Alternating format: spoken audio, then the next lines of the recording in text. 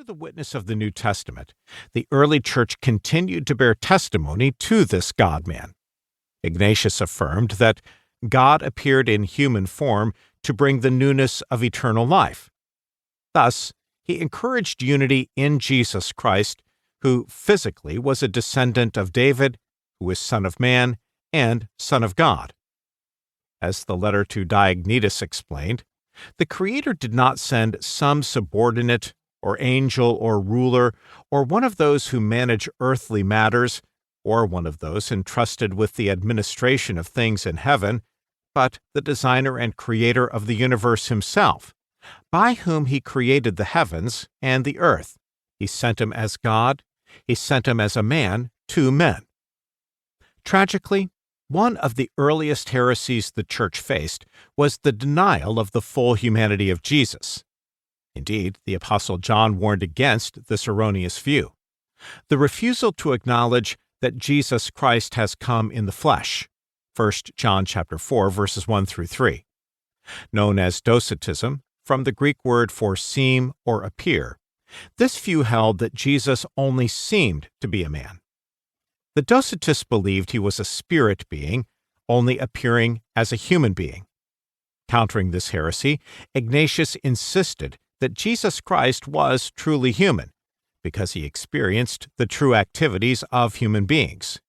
He really was born, who both ate and drank, who really was persecuted under Pontius Pilate, who really was crucified and died, who, moreover, really was raised from the dead when his Father raised him up. But if, as some atheists, that is, unbelievers, say, he suffered in appearance only, why am I in chains? And why do I want to fight with wild beasts? If that is the case, I die for no reason.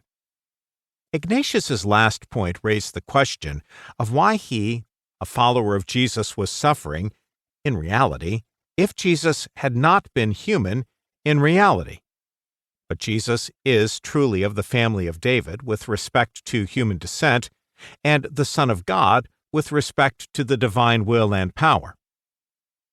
Docetism became part and parcel of Gnosticism, a complex group of movements that focused on a secret gnosis or knowledge that was reserved for the elite members of its sects. Because Gnosticism drove a wedge between spiritual realities, which are inherently good, and physical realities, which are inherently evil, these movements could not accept the Church's contention that the Son of God took on human flesh.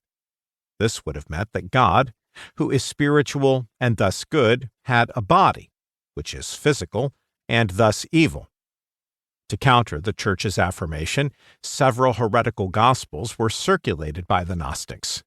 These included the Gospel of Thomas, the Gospel of Judas, and the Gospel of Peter. Church leaders rejected these writings, which were falsely attributed to apostles. The early church was united in its strong opposition to Gnosticism and its major tenet Docetism as expressed in these falsely named Gospels. Early Christian writers continually affirmed that Jesus Christ was both fully God and fully man, and that the Incarnation did not diminish the deity of the Son of God nor make him a superman. Melito of Sardis described this mystery. Though he, the Son of God, was incorporeal, he formed for himself a body like ours. He appeared as one of the sheep, yet he remained the shepherd. He was esteemed a servant, yet he did not renounce being a son. He was carried about in the womb of Mary, yet he was clothed in the nature of his Father. He walked on the earth, yet he filled heaven. He appeared as an infant, yet he did not discard his eternal nature. He was invested with a body, but it did not limit his divinity. He was esteemed poor, yet he was not divested of his riches. He needed nourishment because he was man, yet he did not cease to nourish the entire world because he is God. He put on the likeness of a servant, yet it did not impair the likeness of his Father. He was everything by his unchangeable nature.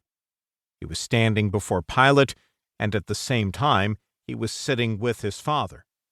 He was